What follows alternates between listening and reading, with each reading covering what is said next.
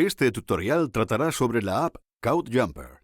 La app CodeJumper requiere Windows 10 y puede descargarse en la tienda de Windows. La app está preparada para facilitar la lectura en la pantalla y se aplicarán todos los ajustes de accesibilidad del dispositivo. La barra de herramientas de la parte superior de la app tiene 6 botones. El botón de la izquierda es Bluetooth. El centro de control se conecta a la app a través de Bluetooth.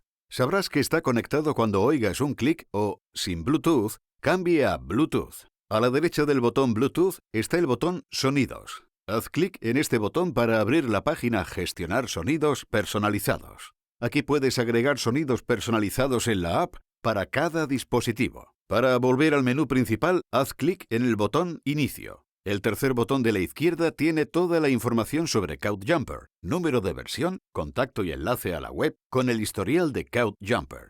Para volver al menú principal, haz clic en el botón Inicio. El botón Reproducir está a la derecha del botón Acerca de. Al hacer clic en él, se reproducirá el programa como si hubieras pulsado el botón Reproducir del centro de control.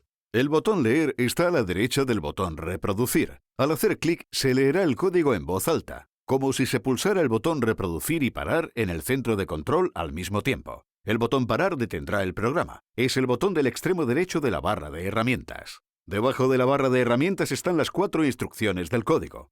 Cuando los módulos de comando se conectan al puerto correspondiente del centro de control, aparecen las líneas de código bajo ese hilo.